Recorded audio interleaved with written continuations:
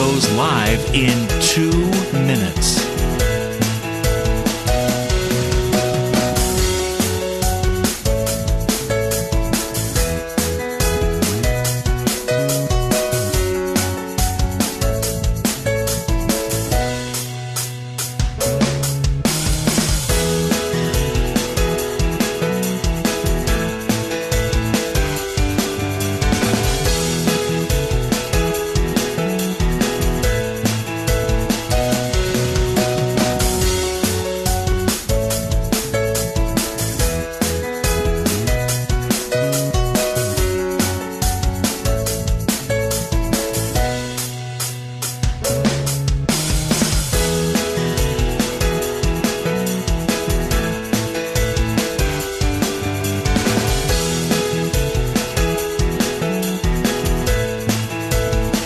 Lynn Cullen live in 1 minute.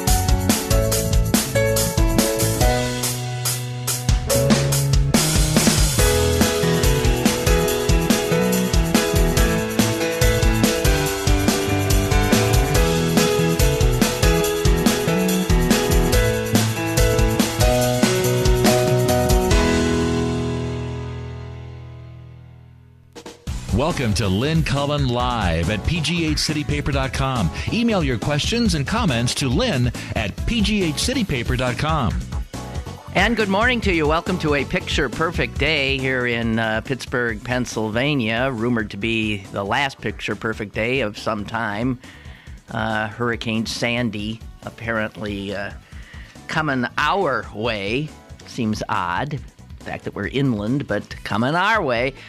All righty. We're going to head into a rather large topic right now. It's a list of sorts that encompasses the 20th century. And it is one man's idea of who the 100 greatest Americans of the 20th century were and are. Some are dead, some are still amongst us. The author of this tome is Peter Dreier. He is a professor of politics and chair of the Urban and Environmental Policy Department at Occidental College, and we welcome Professor Dreier now. Hello, hi. Hi there. How you doing? Good morning. Good morning. You're in California, right? Yes. You sound awful chipper for the time period.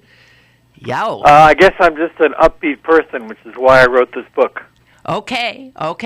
Now, I can also tell, because I'm no dummy, that quite clearly you're not a Republican. I can tell this because your 100 greatest Americans, although there are Republicans on this list, I get a distinct flavor of sort of leftist perspective in your list. Well, the book is subtitled A Social Justice Hall of Fame. So that tells you how I define the word great and greatest. I wrote the book to celebrate the people in this country's history who helped make America a more democratic, with a small d, inclusive, fair, equal society. And you're right, there are quite a few Republicans in the book. There are people who are Democrats, and there are people who were not affiliated with a political party but were generally progressive. And that was the major criteria I used for putting people in the book, were people who played an important role as activists, as politicians, as judges, as writers and thinkers, as artists and musicians, that contributed to the great movements for justice of the 20th century, the women's suffrage movement, the labor movement, the consumer movement, the civil rights movement, the environmental movement, all the great movements that moved America in a positive direction. Now, a professor like Howard Zinn would say that, history should be written from the bottom up, and then the way most of us learned history in our schooling was from the top down. You seem to suggest that history should be seen with both of those forces active. In fact, that both are necessary. Well, yes. I talk in the book about the importance of having both insiders and outsiders as part of the great changes that made America a better country. And so, you have, for example, Franklin Roosevelt's in my book, President of the United States. But there's a great story in the book where he was meeting with some union activists at the White House, and he listened to them for about a half an hour talking about pressuring him, lobbying him to get legislation passed that would help cure unemployment and bring more workers' rights.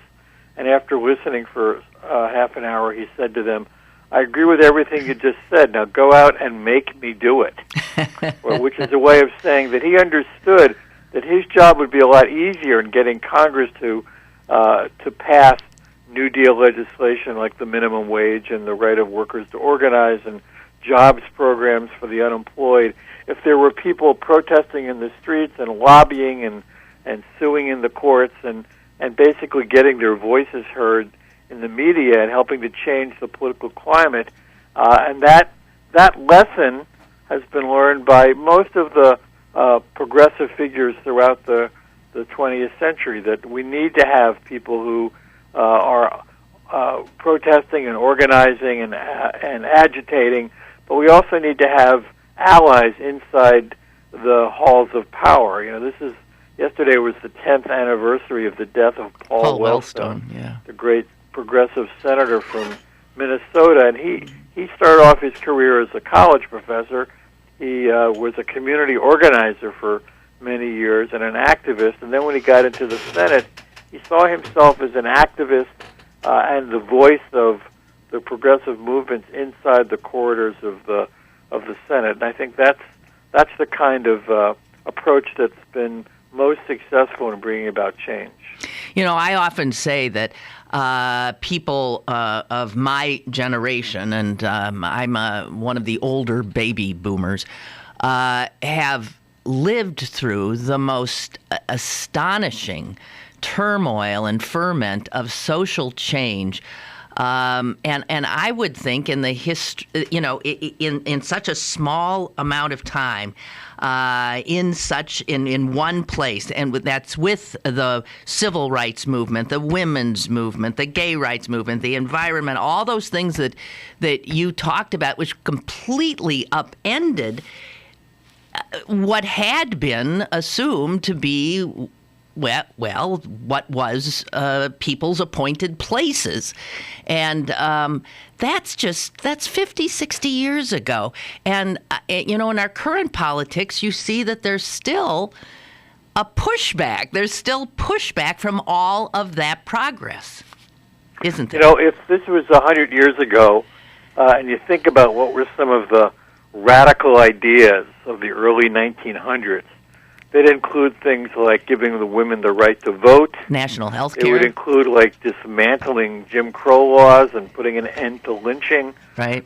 Enacting Social Security, providing laws that protect consumers from unsafe food and consumer products and medicines, laws that protect workers from unsafe workplaces, the 8-hour day, the minimum wage. All of these things were once considered radical, impractical, utopian, even socialist ideas, and these are all things we take for granted today. And I think that we have to admire and celebrate the people who struggled to make those things happen, and then to ask ourselves, what are some of the radical ideas today that my children and grandchildren might look back on and say, I can't believe that those were considered radical.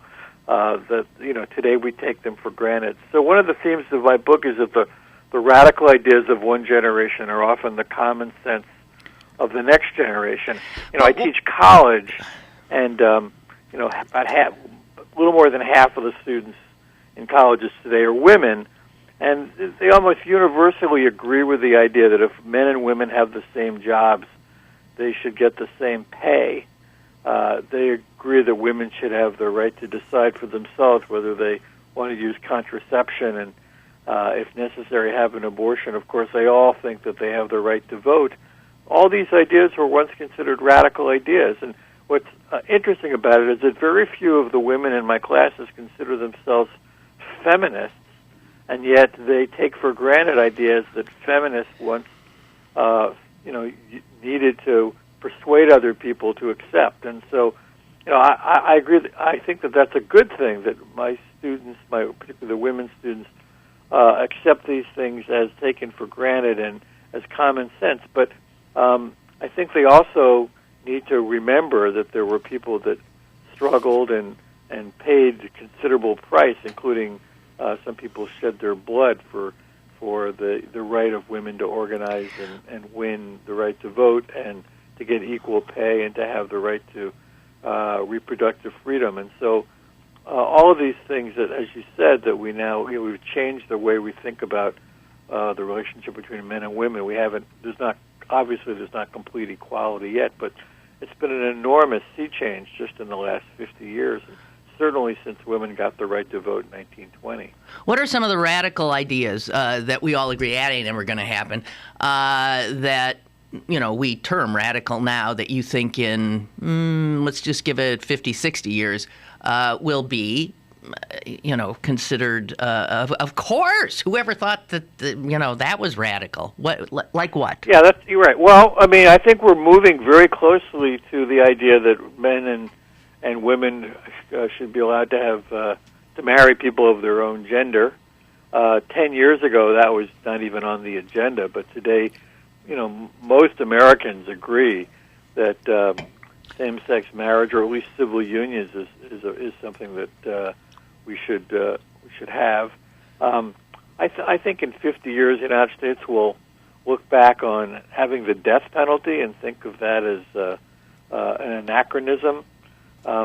Right now, we take for granted that the poverty rate in the country is roughly 15%. About 50 million Americans today live below the poverty rate, even though the poverty level is actually quite low. If you actually considered a more realistic poverty level, it would probably be even higher. I think we can get the poverty rate in this country down to where it is in the Scandinavian countries, about 2 or 3% of the population. The idea of a living wage is something that has burst on the scene in the last 15 years in a number of cities. But I think the idea that we can have a minimum wage that raises everybody above poverty, that would mean in today's terms about $11 an hour instead of the federal poverty minimum wage rate of $7.25. I think we're going to change the way we deal with the environment. When I was growing up in the 1950s and 60s, you'd eat a candy bar, you'd open the window of your car, and you'd throw out the wrapper. Right today, most people think that's inappropriate. We recycle our waste. I think we'll be doing a lot more of that, and I think the idea of having fossil fuels as the major way of generating energy and consumer products and plastics, I think that will change. These are all ideas that today, even the presidential candidates are not talking about global warming, but I think the movement to address that issue will explode, and I think there'll be a major change. But none of these things are inevitable. Martin Luther King once said that the arc of history is long, but it bends towards justice. But the people in my book were the ones that bent it, that made history by challenging the status quo, particularly corporate America. And I think that we have to remind ourselves that none of these changes that we've been talking about so far were inevitable. People had to make them happen. You are an optimist. I would, from my perch here, it looks to me like corporate America has not been as powerful powerful as, I don't know, this seems, I wasn't around in the Gilded Age, but it seems very much like the Gilded Age. I got an email from a steel worker the other day who works for U.S. Steel at one of the few mills that's still going here in Pittsburgh, and he talks about the fact that he's a union worker. He does not have paid sick days. If he misses work, he doesn't get paid. He comes to work not knowing if he'll work 8 hours or 16 hours. He does not have this. It's mind-boggling to me. I know we can pat ourselves on the back, but I think there's been an incredible pushback, and you can see it in the divisions in the country politically now. I don't know if we can, say, well, did that. I think it constantly these battles have to be refought, as we're seeing in terms of contraception actually coming into play in this presidential election. Yeah, I agree that, every period of history you have to sometimes fight the old battles, but we never start where we were before. And so, nobody thinks that we should eliminate the minimum wage. Well, there are some right-wing economists and so forth, but even the U.S. Chamber of Commerce isn't trying to eliminate the minimum wage.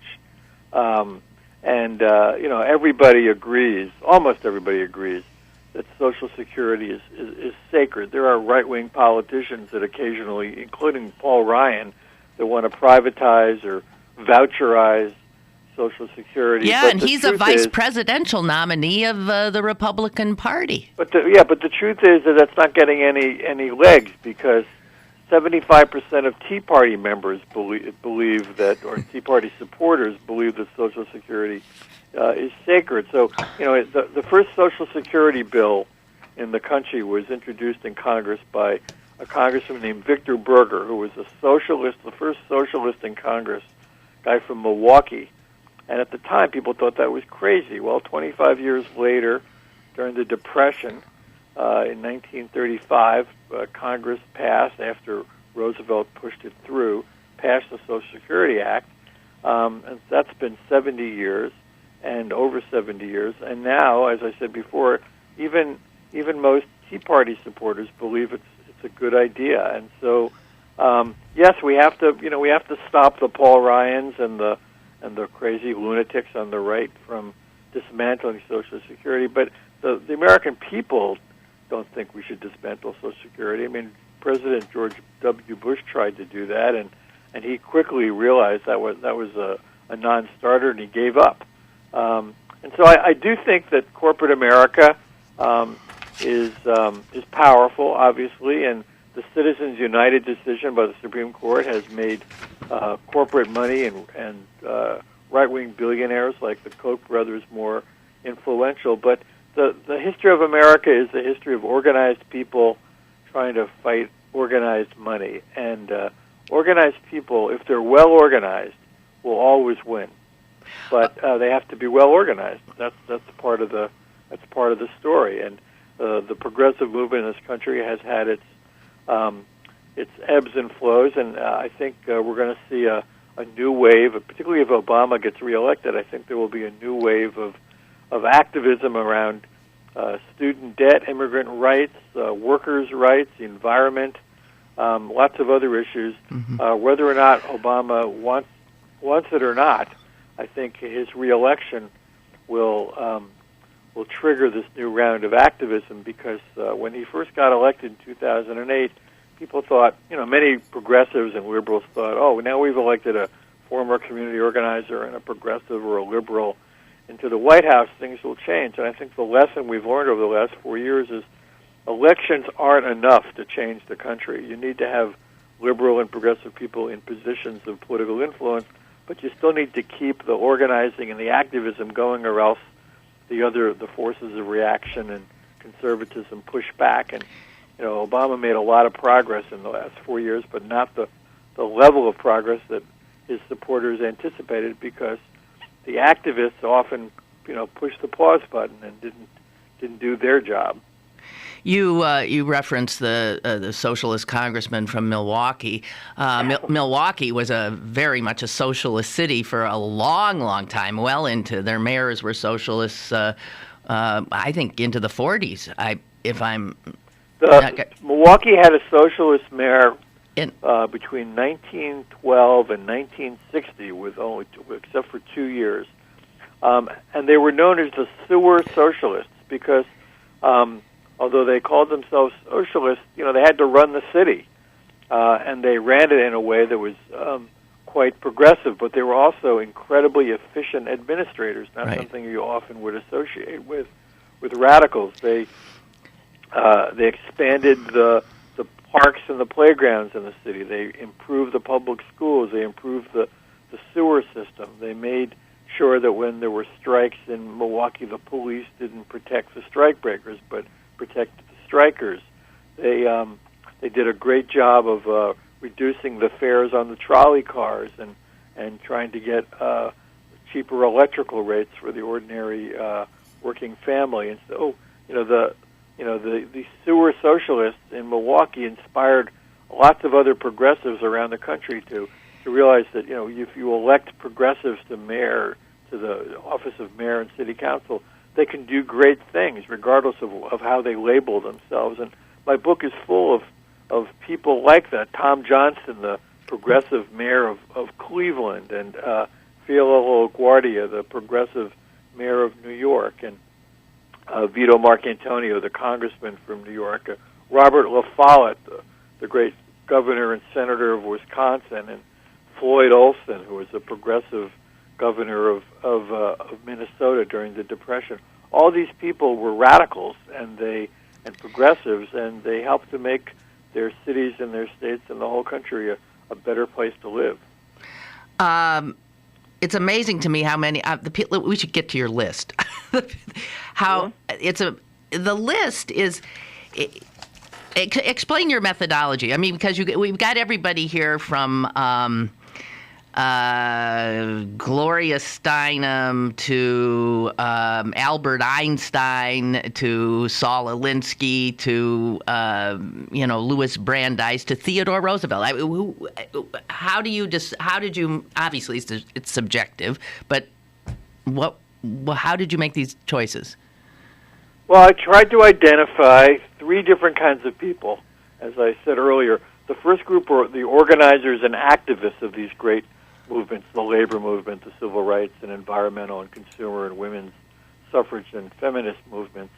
And so the book includes the people who are famous, like Martin Luther King and Walter Reuther, the labor leader.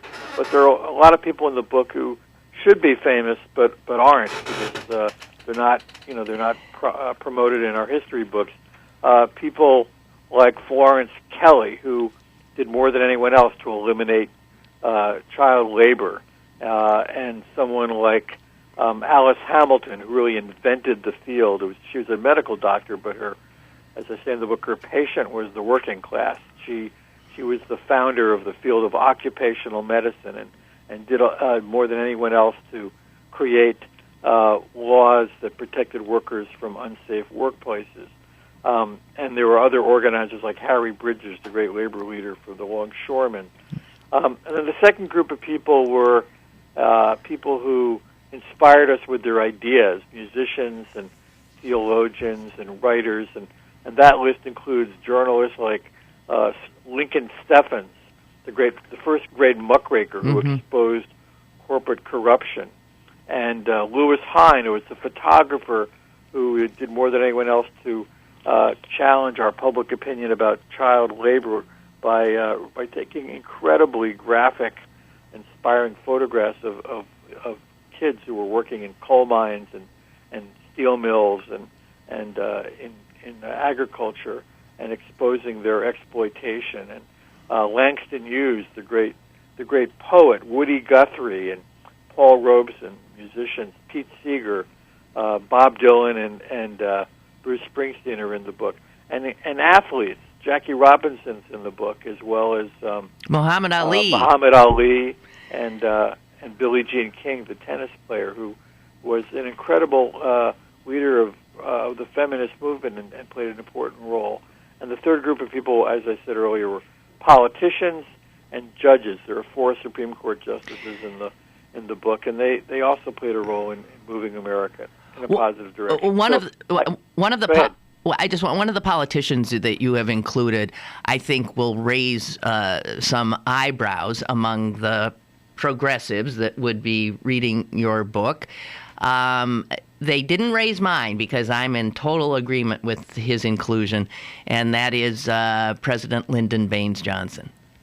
Yeah, well, as I say in my book, most progressives are ambivalent about Lyndon Johnson, and understandably so, because he was forced to not run for re-election because the war in Vietnam that he inherited but then expanded was extremely unpopular.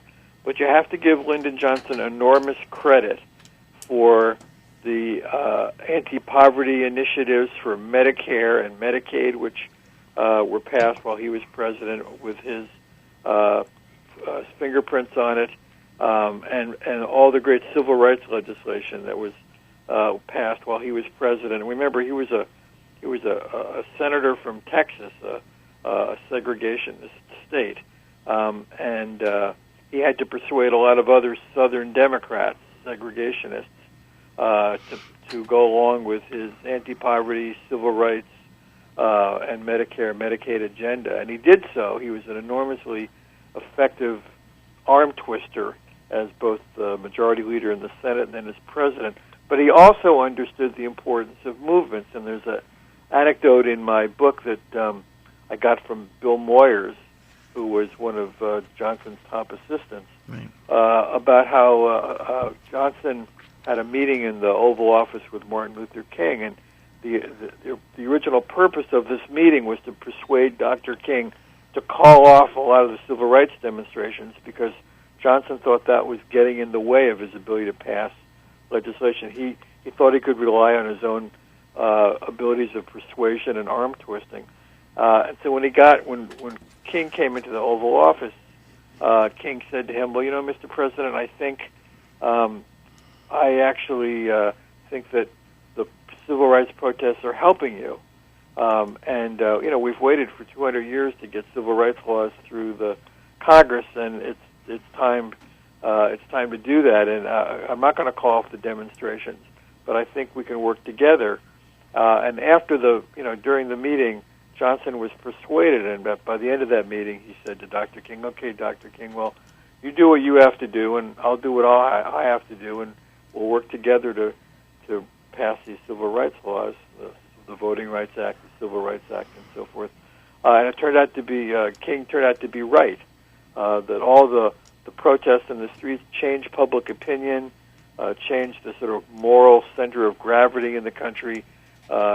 Didn't change everybody's mind, but changed enough people's minds and persuaded enough members of Congress that the public wanted this, that they were able to pass 2 of the most landmark historic civil rights laws in American history. And so Johnson, I think, belongs in the book and was a social justice leader on these domestic issues, even though I and many other progressives were not in favor of the war in Vietnam and criticized him then and now for his role in expanding that war.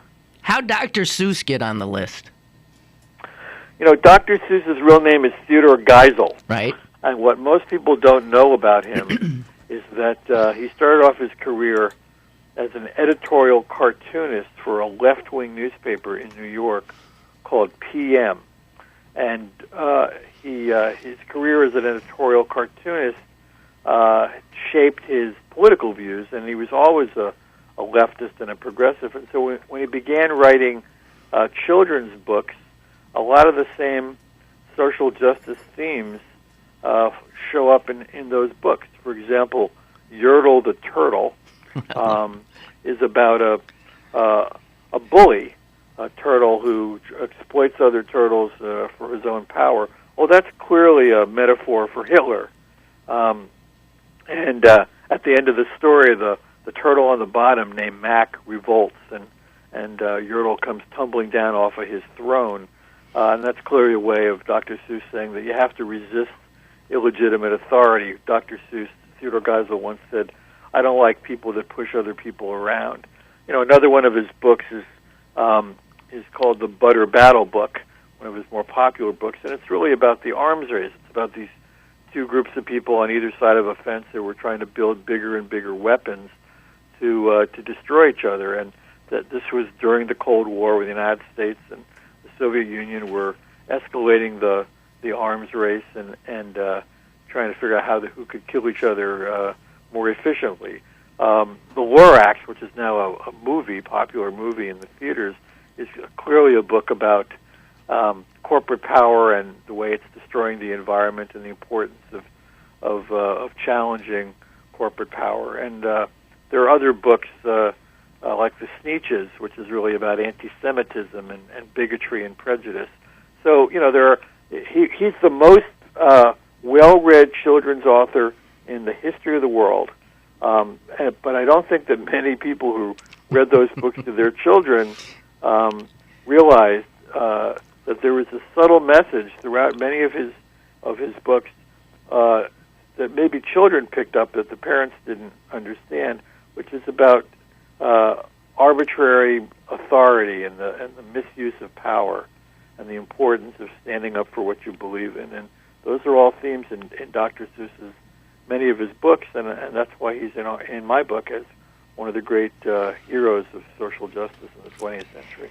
A man who's on your list, whose name has popped into the current political lexicon, coming out of Republican mouths all the time, is clearly a pejorative, an adjective. It's a Saul Alinsky activist or something, or community organizer.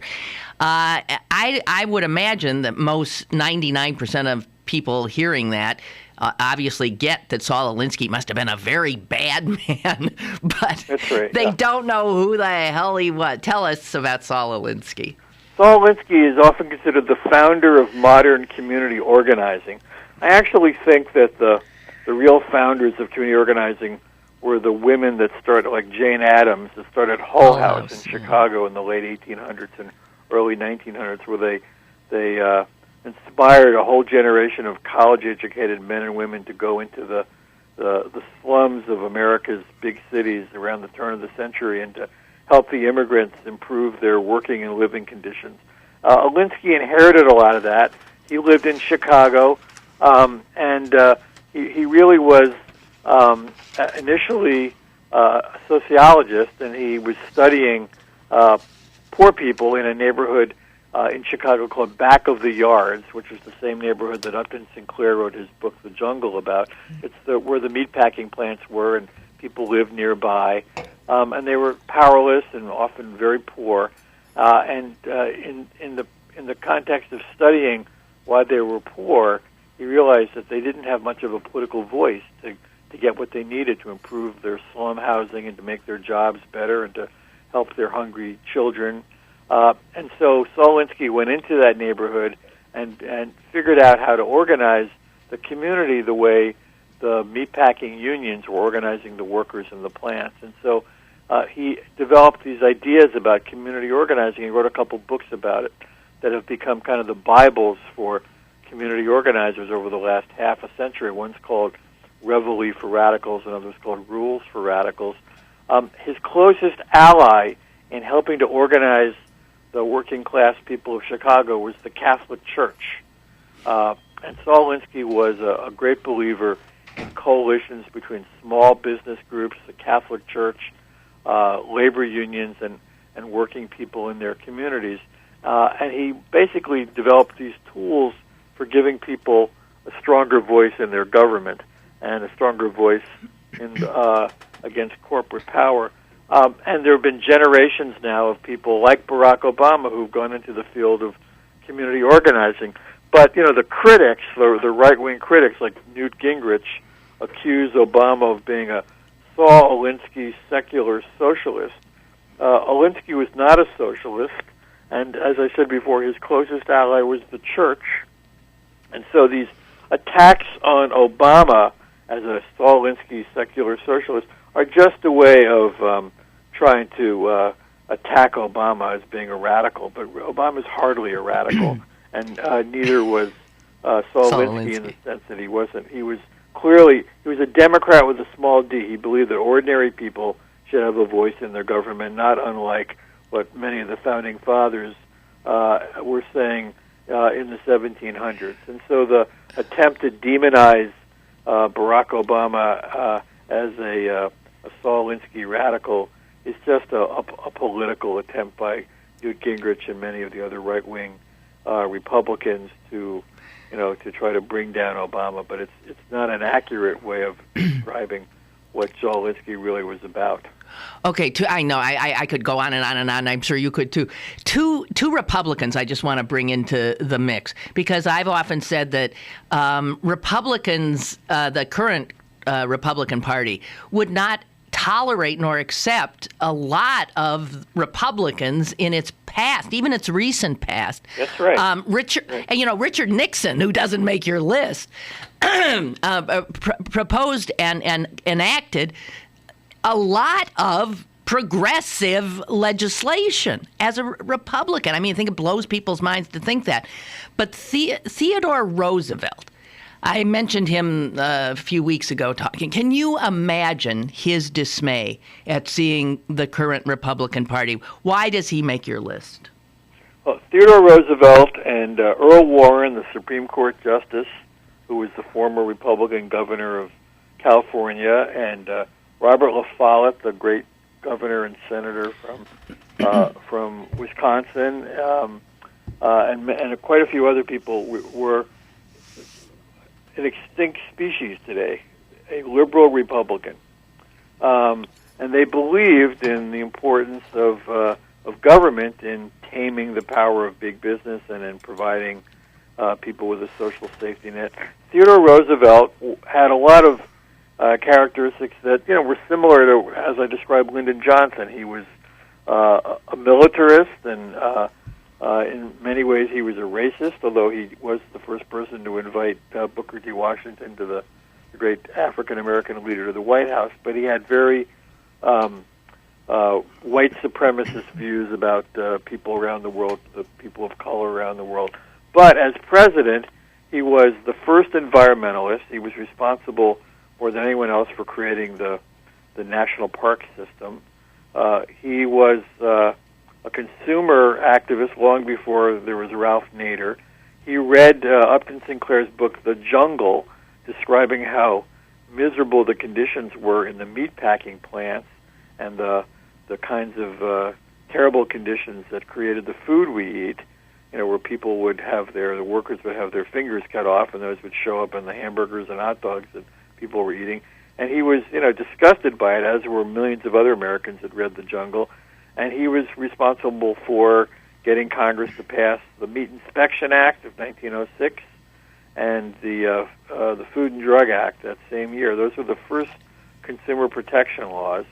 And also on many class issues, particularly labor unions, he often sided with the workers and with their unions, and he helped to settle a number of strikes on behalf of the workers. And so these are aspects of Theodore Roosevelt's presidency that are often not emphasized, because so much of what we remember is his famous slogan to speak softly and carry a big stick, which was really his way of saying America needed to be an imperialist country.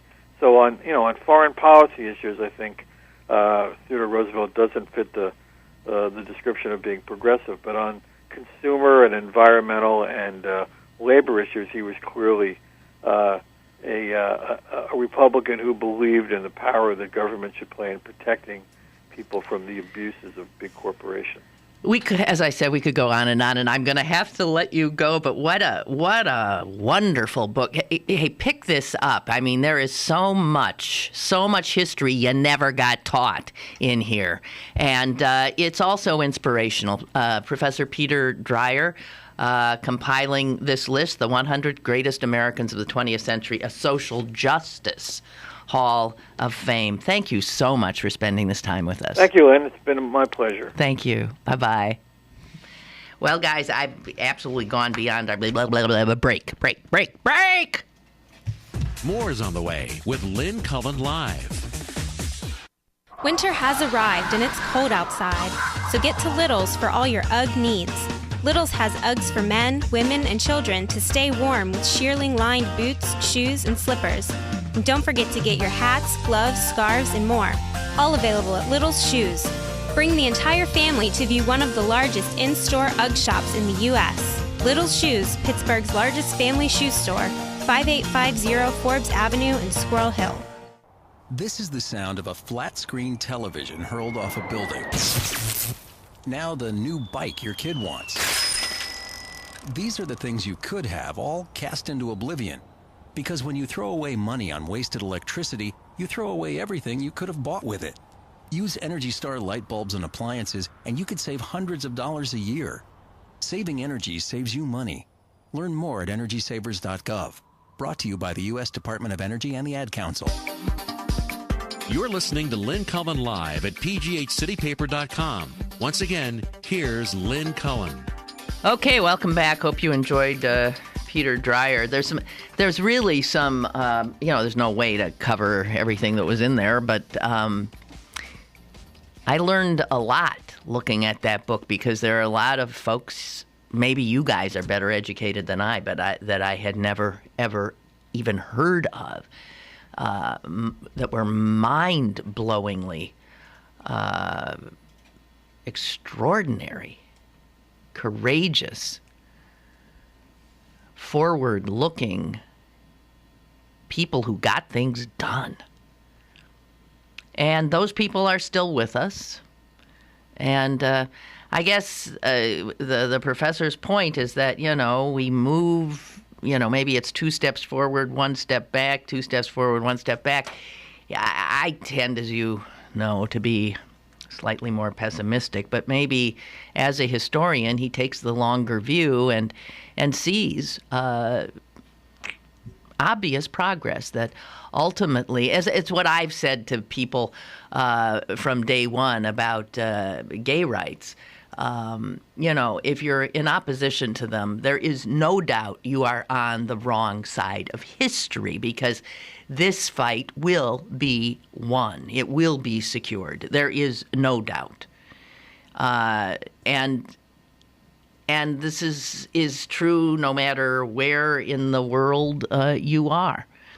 So I guess that does support the more optimistic view that we stumble forward, but only because of people like the people in this book who keep agitating and pushing. All right, well, we can go on and on. Yes, was it yesterday or the day before? I said something about how, a lot of young people read Atlas Shrugged and Ayn Rand, and they really get into it. I remember when I was young, people saying, "You've got to read this." The Fountainhead, Atlas Shrugged. And I never did, thank God. And I said they outgrow it.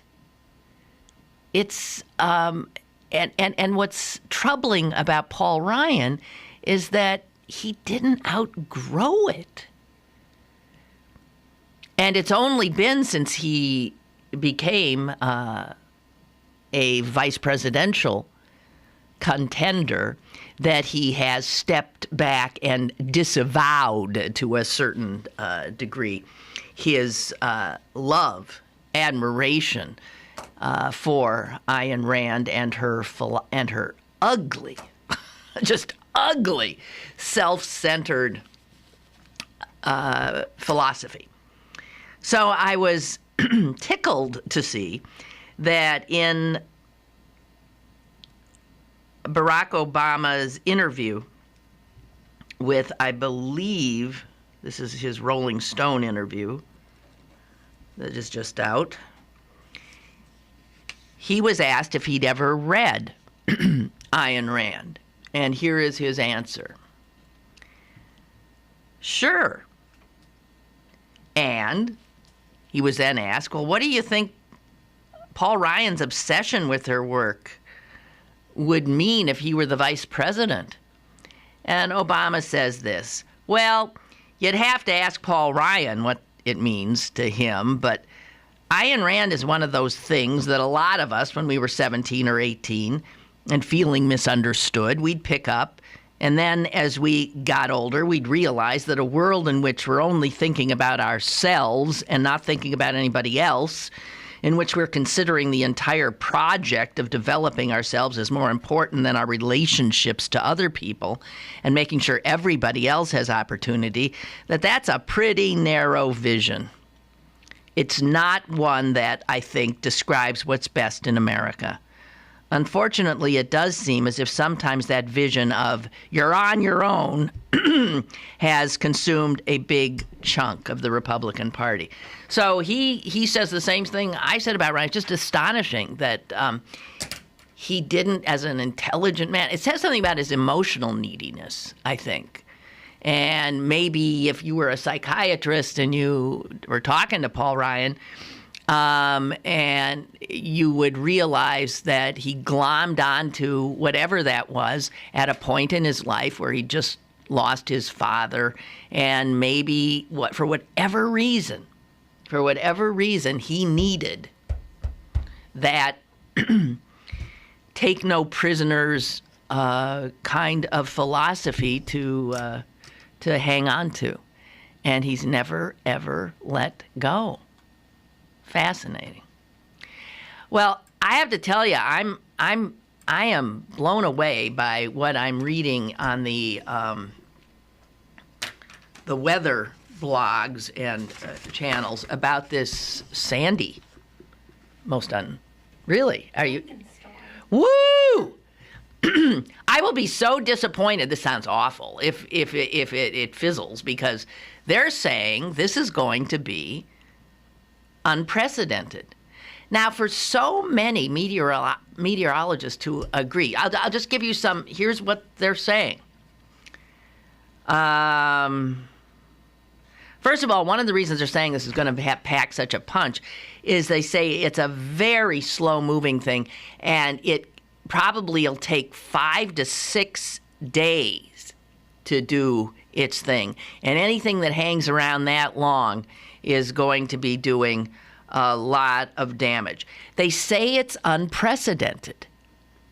When they're looking at the maps, when they look at this storm coming up here, and then they look at this front coming down, and guess where they bump into each other, right?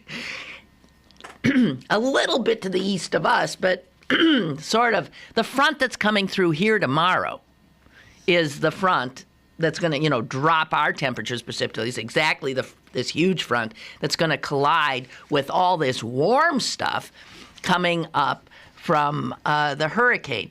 And here's meteorologist Brad Panovich saying, it is very rare to see a strong tropical storm system merge with such a strong winter trough of low pressure. Throw in a full moon. And I thought, what the hell does a full moon have to do with it? Are there a lot of crazy people out? No. The full moon means the tides are higher. So you already have a rising tide, and then you bring in all of this increased moisture. And he says you have the potential there for a huge storm. This system, he says, is 1 part hurricane, 1 part nor'easter, and 1 part blizzard, potentially. Impacts of all 3 types of storm are possible depending on your location. And he said, anybody who thinks, well, I've been through he said, your personal memories of previous storms are no use in this unique situation. Now, with them talking like this, as I'm saying, this has got to be something then, right? Unless they're all totally wrong. Here's somebody else, another meteorologist saying there will be record flooding on the coasts. Here from the National Hurricane Center, This storm will spread over a very large area. That's how I guess we start getting ourselves involved in it. And then they say it is potentially worse than the perfect storm of 21 years ago, the 1991 perfect storm.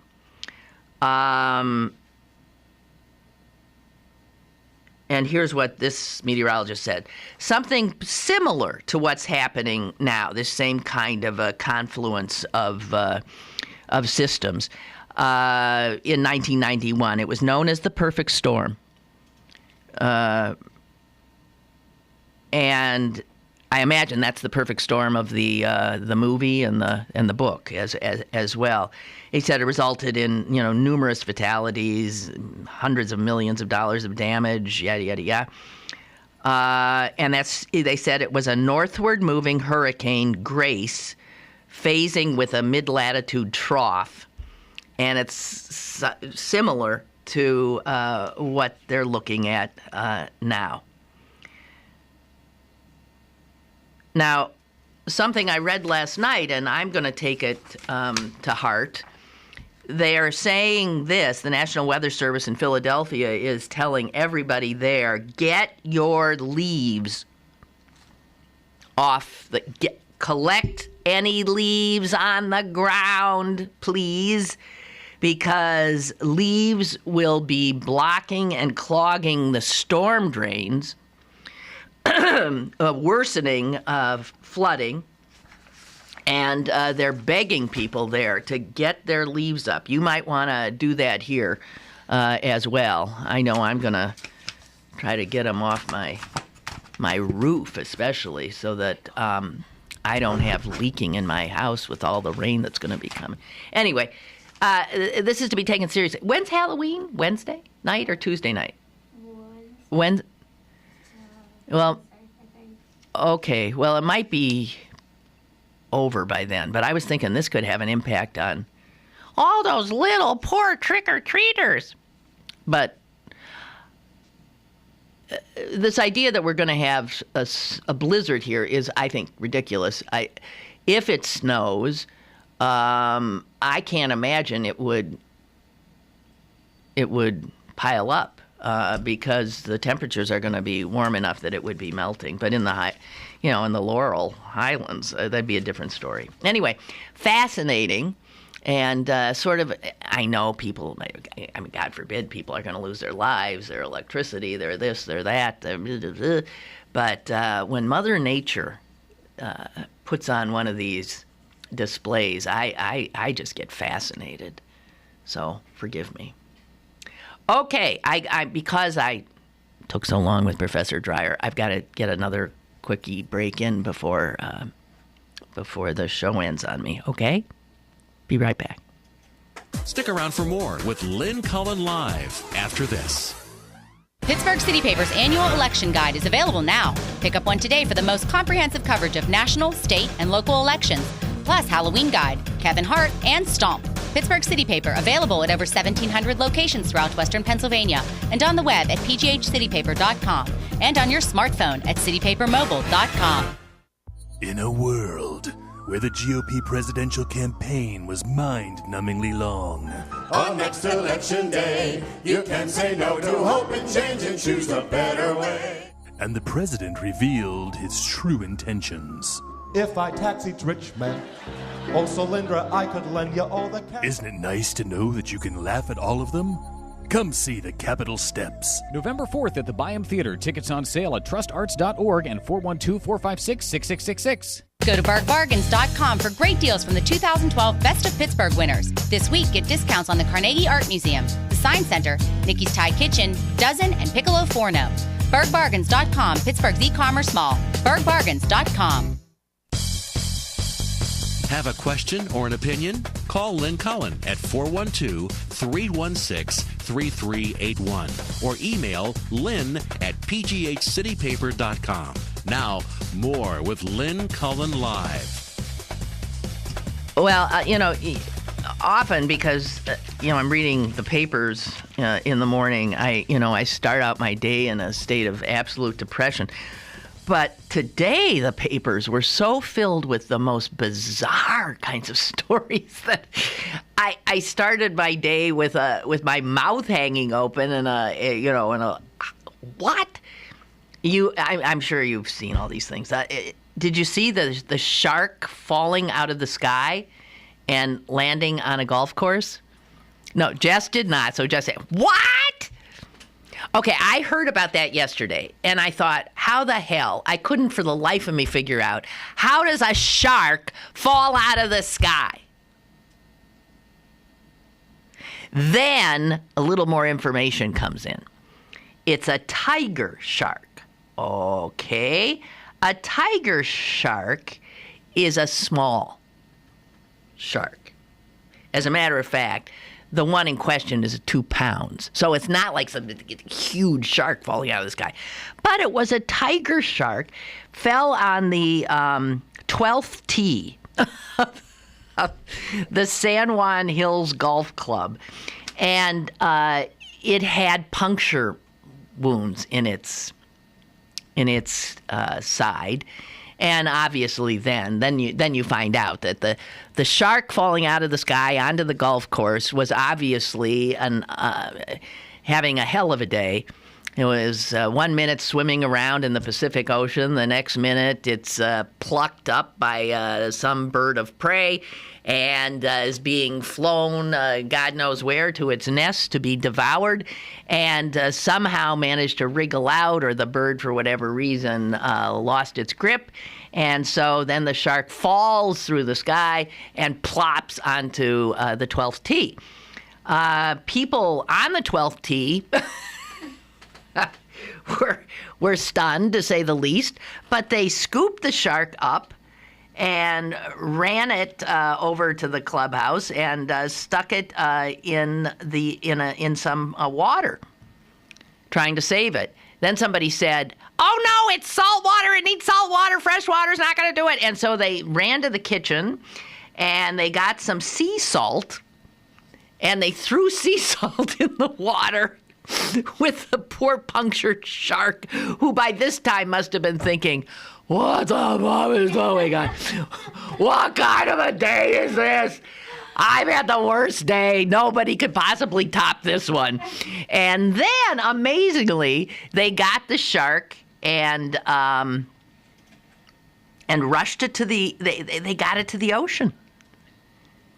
Threw it in the ocean, where it laid there for a while, like, again, thinking, "What the fuck is going on?" And then swam away.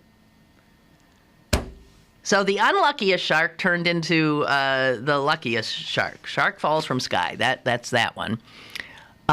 Wait a minute. I've just got some quickie emails here. This in from Denise: since President Obama is responsible for anything, and if the Northeast and Mid-Atlantic states have an enormous storm next week with billions in cost, power outages, and floods, will his re-election be in peril? Well, it will be his fault. I was wondering the impact on the race, too. It certainly will allow, it'll, thank God, push Romney and Obama, the candidates, off our TV screens. It'll give us some respite, and it will allow the president to be the president. So I think it would accrue to his benefit. Somebody sent me the AccuWeather forecast, and on 8 a.m. Tuesday, if they're tracking this baby right, that hurricane's going to be sitting right over southeastern Pennsylvania. And we're on we'll be on the, we ain't going to escape here, but God, all those people on the East Coast are the ones who are going to really take this on the chin. Wow. See, I can afford to be interested in and see it as a fascinating event. The other unbelievable story is this New York City policeman who was arrested. Jess, you heard about this one, didn't you? Okay, that she heard of. Unbelievable. He's having these email conversations with other people and they're planning on kidnapping women and cooking them, raping them, cooking them, and eating them. Here is one of the messages. The police officer writes to one of his co-conspirators, "I love that she's asleep right now and not having the slightest clue of what we've planned. Her days are numbered. I'm glad you're on board. She does look tasty, doesn't she?" And the other guy replies, "You do know if we don't waste any of her, there's nearly 75 pounds of food there." And then they're talking about how to get her in the oven and blah, blah, blah. And you look at this guy, he's a baby-faced. And then there's a guy here who finally got arrested for slashing that poor biker and almost taking his head off. And he's been arrested, and I guess he was arrested the other night for trying to set fire to his stepfather's house because he thought and the alligator was going to eat him. What is going on? Now, obviously, that's a 20-something male. That's another guy like the guy who took hostages. At that age, a lot of young people fall prey to schizophrenia. It's just awful. You can see it. They go insane. And they sometimes commit these violent acts because they've got voices in their head and they're nuts. And I wish we'd stop criminalizing that behavior. I wish we would just get them help, medicate them, but I don't know that they belong in jail. I swear, I don't think they belong in jail. They need help. Okay, I'm done. Whatever. I guess that's it. Do I have anything else to say? No. Monday, we got guests all through the week. Really interesting stuff coming your way next week. So make a point of tuning in. We've got a smorgasbord, a veritable cornucopia of fascinating guests. Okay? Have a great weekend.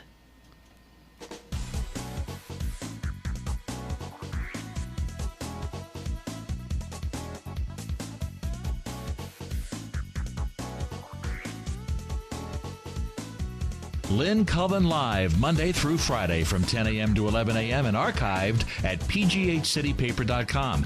The opinions expressed on Lynn Cullen Live are those of the host and do not necessarily reflect the viewpoints of Pittsburgh City Paper, Steel City Media, and its advertisers.